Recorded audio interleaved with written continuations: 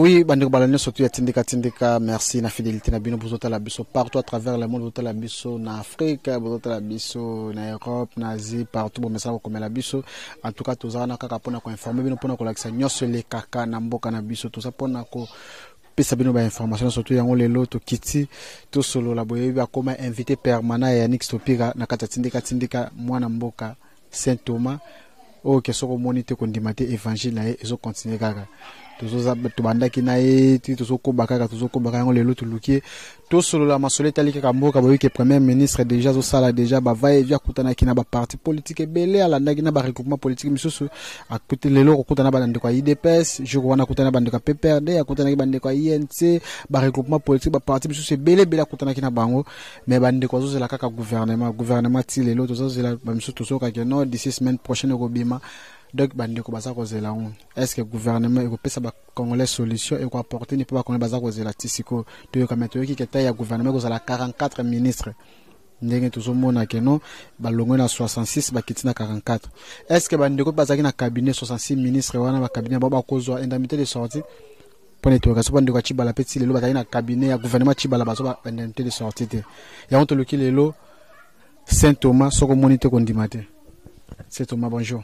Mbote ya Nix Topira mbote na balandi tindika mbote na ba jaloux na ba ennemi nanga ba finga nga trop ba ina na bango ngai mena sepelaka ke balanda nga e plota nga na zo linga bango makazi puisque na biketi ba landa ba finga ba boya wana c'est que baza ba congolais ba ka pena lingala alors kola baza ba congolais nga za na bolingo ya Congo na ya ba congolais donc je les aime bien mais ba ope ba linga nga trop wana o ba sepelaka na évangile toujours une dose d'amour les sous na bakisi et ya kolinga bango quoi mais dans l'ensemble on est là comme d'habitude mais yo na bisa que ya na juillet ya ni comme ni nango tout ça va se tali boka mais on ça la annonce na lobel maka metali gouvernement sortait indemnité de sortie à Chibala là bas moi c'est comme ça qui silence le lobelo comme au bon habité sur le mo kota ki wana non pas du tout donc ngai naza na kati ya chrono ya l'état kande na ebsaka yo et là on a zola des ali chrono au l'état chelingai donc ngande na minute na ebi ke premier ministre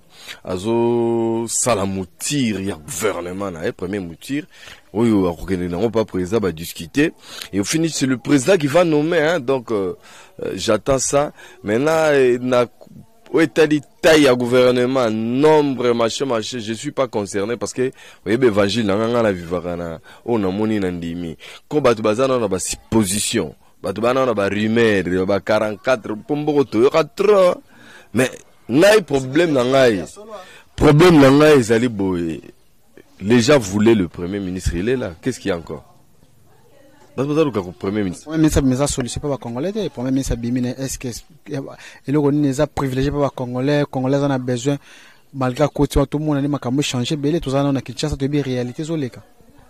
Non, ngai tout ça na Kinshasa réalité moroté où ils a particulier zo les radio tout ça na attente ya gouvernement na biso gouvernement ilungamba essaie démissionner bazo estimer ba faire ou bazo expédier ba faire courante donc moi je ne vois pas un problème. Dès tout ça boyeza na système bafa bachala ne no bagino mutu mutase rande nzambe grâce azala rande vivant nde omona parce que misu zela na top somoni pe ba monité donc nous on est dans je crois bandiko pe ya cabinet ya gouvernement ilukamba bazolela ba misu dozala ba etaka jeunesse ba investigation to sala pia ka ko sakanate ba bibi ko teso ba indemnité de sortie na ba position ko teso e banate 66 ministres ba pesa chaque cabinet mbongo combien ko bima wana est-ce que ba ko zoape to ebite po ya chibala tilelo ba retikana bango lokote bon moni soki bino bozo tambola na makambo moko bo bato ba vandaka balinga ba yokusana elengela mitema nga za kuna te à ce que je sache état que journaliste ba investigation za ba ndeko ba travailler na ba cabinet kuna bazo futa mate ba lelaki mais nazo répondre ndeyot jusqu'à preuve du contraire ndenga na autofandia. Celui qui détient la signature, il a signé Pombon Bima, il s'appelle Sélé à la Gouli. Alors, cabinet, on est à composer majorité batoa. Parti à Sélé à la Gouli, primature, on a. Patrick Kanga Basarande, qu'on va conseiller, c'est ceux qui composent la cabinet. Et ils vous ont dit qu'ils n'ont pas l'argent. Non, c'est faux. Monsieur, c'est très faux parce qu'ils reçoivent leur salaire maintenant.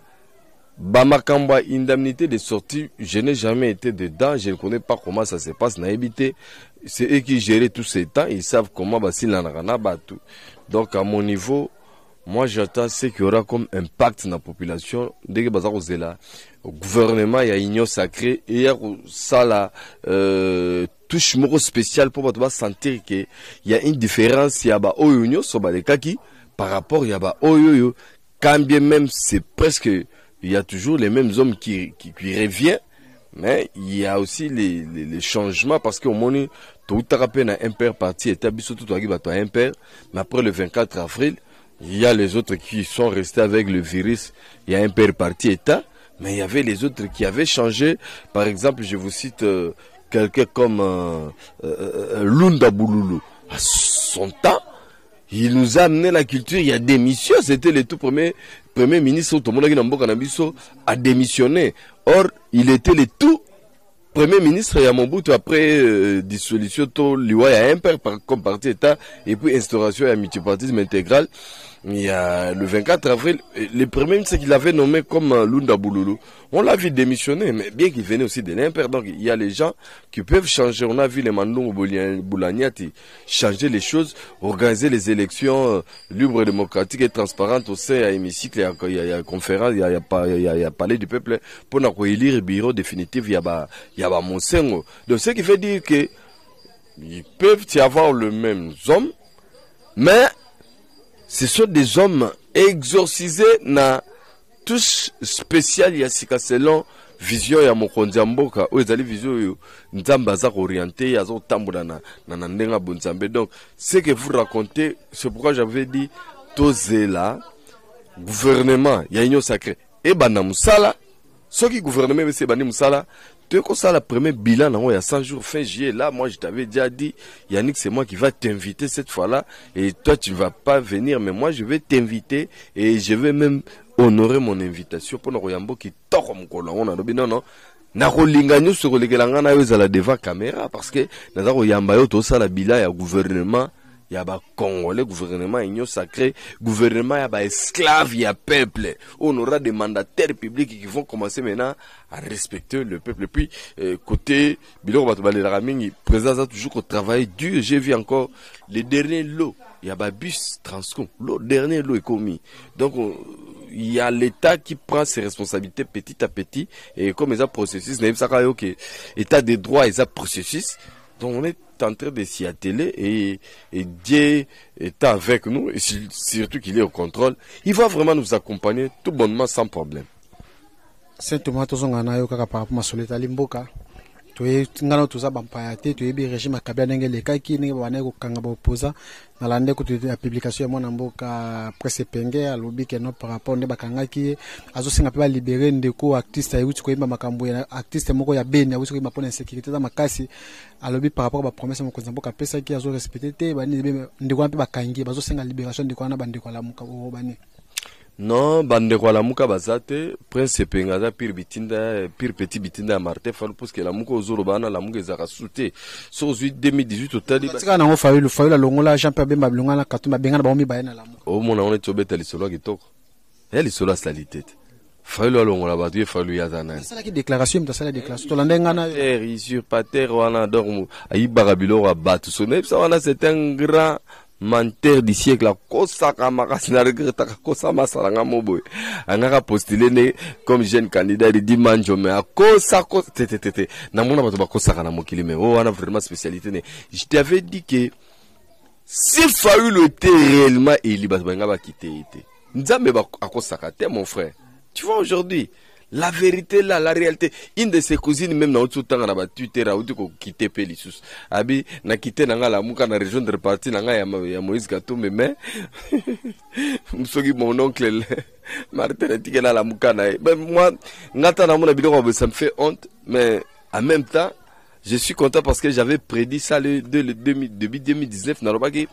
Fayulu akotingama wana ezaki ba papa prophète Moïse Nyengele akotingama kotikala tina titinde bato bamona akotingama wana puisque ye nzambe mto ko humilier en réalité parce que on ne peut pas combattre Dieu makambo nzambe atio yo combattre ngo tu t'appelles qui Fayulu et puis Fayulu soki totali bien na moment netibi nanenga kisata ba Melchisedek siko ya sata pas ni début ni commencement ni fait toyebi ko ta utate toyebi ba origine na été tout le monde a bandeko na été il est comme ça il nous a apparu comme ça et s'infiltrer lui est plus que les Rwandais. Ngana banga kama kasi ba excusez ngai c'est pas ir quelqu'un mais sa façon sa politique moderne se comporter moi il commence à me faire peur mais il y a les gens qui m'ont dit oh non pourquoi na ba émission na bino botanga Kabila na Fayulu bosala makamna binoté messieurs écoutez nous sommes critiqués à longueur de journée accusés même sans problème chaque jour. Et pourquoi ne pas recadrer un monsieur comme tel? Vous croyez que Biloko Nyoso Balobra la présidente Tshisekedi, il y a le Kouta Yamabe, Yamafinga Mote, Mamabe, lui va passer pour répondre à ça? Non! Nous-mêmes, nous sommes là pour ça. Donc quand vous touchez au président Tshisekedi, quelqu'un qui dit a choisi, oui, bi, ceux qui touchent na tangwa kalabatu mususu toko lapide bango. Vraiment, net inzambe vena établir David, roi. Yomoro webi moboya. Faut tout le monde avoir félicité. C'est dictature série à Kabila. Comme un système qui n'a pas kusima mukondité sondé n'unité. Faut pas confondre les choses. Est-ce que son lobby qui va sacraliser fonction à chef de l'État le roi donc le on a vraiment ça veut dire la dictature ou bien dictature les ali président bimi le bandi ko dicter banda le beaucoup misaka nga boyembela nga en dehors ya nga mususu azate guide je suis le guide je suis kangai ndenge Mobutu azalaki et c'est pas le cas yo moni même temps président bengi batu na nini na consultation et c'est bon ba longa na ba parti na ba kota na parti na jamais il n'a pas fait ça. Donc, nous avons un monsieur qui est là, qu'on refuse de comprendre, mais beaucoup vont comprendre peut-être plus tard. Ils vont commencer à regretter. Namboka Obande, même temps où il y a Bakasavugo. Qui est celui-là qui va vouloir diriger Mboka Nandera nationalisme, Nandera patriotisme et Kubuya Bentera Bandegone? Vous avez suivi ça, non? À la province de Fachi, Bogine Baofingane Bao critiqué. Il n'y a rien là-bas. Il pouvait se concentrer que pour sa province, sa famille et consommer. Il ne le fait pas. C'est une grande famille Tshisekedi. Bon, il y a un mouton qui a bougé à Kinshasa.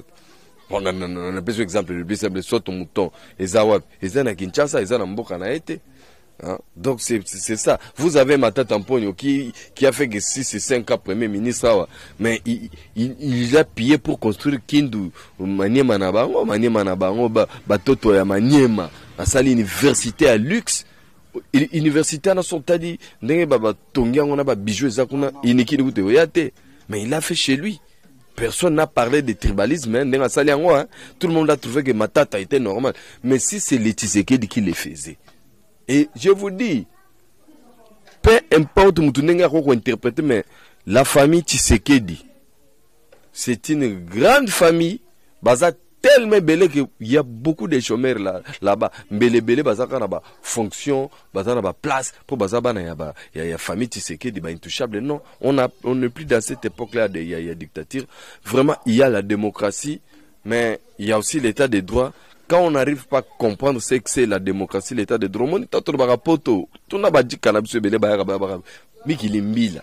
mais ça, état de droit. Et ça, état de droit. Donc, c'est ça, état de droit. Donc, babeng en dictature, babeng en mi beko. Mboka oyo, loi eza likolo mutu nyonso. Ndenge biso pe président na biso, souhait nae, vouloir nae, aza kolinga, mi beko, ezala likolo ya Congolais nyonso. Connaît au moins après mandat nae na mboka na biso, to banda kozala na ba institution forte et non les hommes forts. Ça sera une bonne chose. Et puis vous avez décollage à Kitoko ya RDC parce que ça fait très longtemps on décolle pas. Nazana ndekonangai phrase MK auta Canada zana kisasa wa autu ko poster photo moko ya capitale ya Niger, Niamey. Mais hôtel basot muto tu n'as même pas envie mais barananine bango baranani iranium moko boy qualité iranium ne bango déjà danger par rapport à biso ya bango na ka ba français mutu ba exploiter kango eza pays moko ba dictature à makasi hôtel capitale na bango wana ka ne ba sali ka ba autoroute totali okina gobi il y a quand même les Africains patriotes chez eux. Chez nous c'est ce qu'on a manqué. C'est le patriotisme au sein, il y a la plupart, il y a des dirigeants au balé qui n'ont dirigé Mboka na biso. Ils ont manqué vraiment ça. Parce que, quand la richesse, mais il y a le rôle, il y avait que les dignitaires qui s'enrichissait seul sans compter le peuple. Ni ça là-bas bien mon public au batulelo bakoki ko envie na mboka na biso nulle part. Mais à cause de la mauvaise, voilà pourquoi Fachi a une touche moro spéciale. Naïbi que va te belé ba se pelakate n'enge to belaka Fachi, mais et ça la bino passi. Au moins c'est une vérité. Biso tozé là-bas, ouais, bino ba ko corriger place Fachi à sa liberté parce que Fachi est en train de corriger là où Kabila n'avait pas bien fait. Et la personne qui viendra va aussi commencer à corriger là où Fachi n'a pas bien fait. C'est comme aux États-Unis, mutunom ta na touche spéciale, les Biden. Dans ça touche spéciale. Saint-Thomas ozu pena taille koloba vraiment gradé au salanga pesine mais obi que Facha zo corriger ma place Kabila salagité Kabila a dirigé Mboka pendant 18 ans insécurité na est aussi la kakate Fachi pa 2 ans yango toujours kaka est na kaka flow ambassadeur italien a uso kufa na est wana otobani par rapport à ça. Oui, pour na wana nde na lobaki tozana processus sur ko pacifier est ya RDC ezali blague te ezali facilité. Pourquoi? Tout simplement batebele bazawana na kati ya ba rébellion wana, ce sont les Congolais en complicité avec les étrangers, en complicité avec les multinationales, en complicité avec ONI, membre ONI. Comment un ambassadeur va bomber la mutuka ya PAM? C'est de la mafia organisée et ils ont vraiment beaucoup d'intelligence. Et ça va guerre asymétrique, ça va guerre classique que tout le monde dans un pays tel. Ce n'est pas le cas malgré qu'on a mon essai à la prochaine. Après si binombo te bateau dans la ninga. Là continue à répondre. Pour mon qu'on signal dans matos.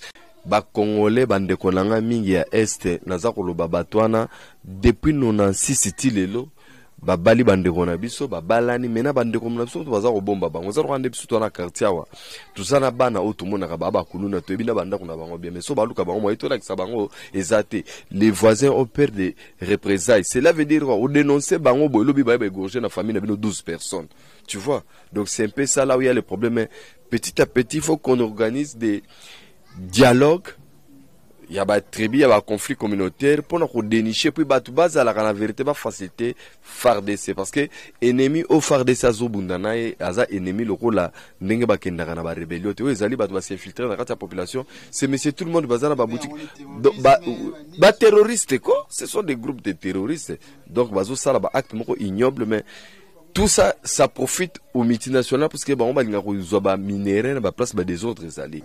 Ndeli to le président zolité nango pour toujours un pays normal ou traiter la biso na ba voie normale, ba voie légale et c'est les compensi ta pas que na ba cop wana fort. Non, en tout cas, na kota na ba vie privée parce que mon konzambo à ça là qui réunion sécurité avertir tout diplomate qui est sur le sol congolais, tout déplacement na yo.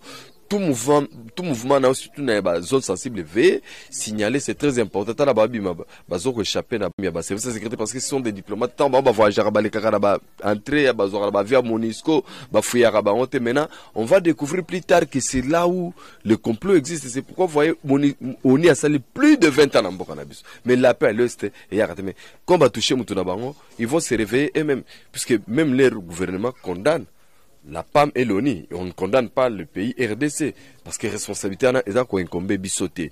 Donc, sur le plan diplomatique, on n'a aucun problème avec l'Italie. D'ailleurs, on a dépêché même des délégations et tout va bien. Mais ce qui veut dire que nous tous nous sommes exposés. Terrorisme, c'est le roi malam. Pays les Afrique, on connaît. Excusez, on connaît les conséquences. Tout ça, pays moro, il y a tout les musulmans et bellété. Qu'on ne nous amène pas les choses qui passent sous d'autres cieux. Nous sommes un pays laïque. Un pays hospitalier, ceux qui viennent chez nous, il faut pas vivre à celo, ba loi mboka na biso, pe ba norme na biso. Donc, nous aussi, le fils du pays, nous devons cesser de coaliser. On a intérêt en bongo. Yo zimbongo ba bomba ndekono ba congolais. Vous comptabiliser. Depuis 96 style, depuis ba congolais, ba sali ba complicité na ba rwandais, na ba ougandais, na ba burundais, na ba érythréens, ba somaliens. Est wana, eza ndengeni. Donc, ils doivent quand même prendre un sursaut patriotique pour comprendre que fléau automilati sibisomoko et ça comme conséquence. Vous voyez, vous avez à l'est des rébellions. Il y a des pays qui bazo s'attaquer dans des pays na bango respectifs pour nos pouvoir mais bazo bomaka na Congo. Mais c'est un paradoxe qui ne s'explique pas. Ça ne s'explique pas. Donc, dommage, na salué Venanga et Di Kaloubi, na salué Yves Devingeta, Chichi et Tienti Sekedi à Solo. Donc, grand prêtre. Place aux alliés, donc check ça. Et puis, bande ko nyoso balandinga na minute tout mon ana été prophète Moïse Nyengele déjà parce que zouaki ba onction ya solo et en Dieu nous croyons, l'amour du Congo et des Congolais, il n'y a que ça. En dehors de ça, toi, le reste, évangile. Soko monite kondimate koyoka yoka na yo nyoso. Mais mi mone la pose à la convaincre. Vraiment, je vous aime bien la grande équipe ya Tindika Tindika. Mais mikolo bo précipiter ngaite. Bo précipiter ngaite. Po bilo royali et kobima mais très prochainement. Pour l'instant, je vous aime bien batutu balingaka ngai. Je vous aime bien ba oba inangai. Donc que la paix de Dieu nous couvre tous et que Dieu nous fasse la grâce tous à la en vivant tout le monde abisoto makambango. Merci. Merci à Rife Kisombe, merci à Papi Kelly, Mamé Lise Matondo, bande ko tubota la biso Tindika Tindika mbala sima. Ciao.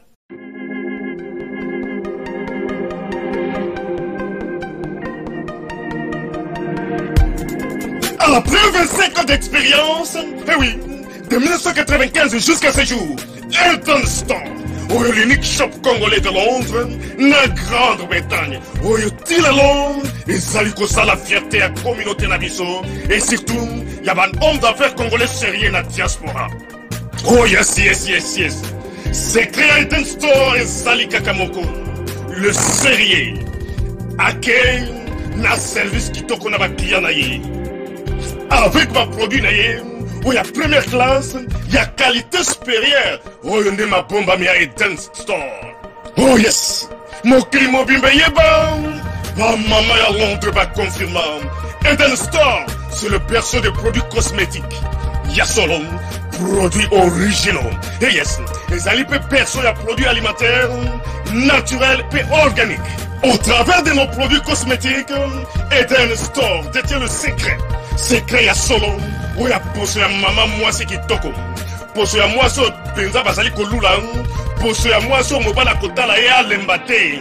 Poso so ko tamboli masanga sima. Eh oui, yango ne ba produit zo te kama na kati Eden Store. Na ba produit alimentaire, où ya Eden Store, yango de secret ya cuisine ya maman congolaise. Eh oui, nyonso ko so penza mobali na yo ezali. Pondu, matembele, ngai, ndole, fumbwa, ndunda, bilembwe, oyo nyonso penza, oyo kobonga pona cuisine na ezali. Oh yes, yes, yes. Olingi mobali na yo asepela na yo libela na libela. Olingi mobali na yo atala kayo lokola mwasi azali kolula sika. Oh yes. Olingi mobali na si sabilo kono sotela kaye na mesa. Secret zali kaka moko. Eden Store.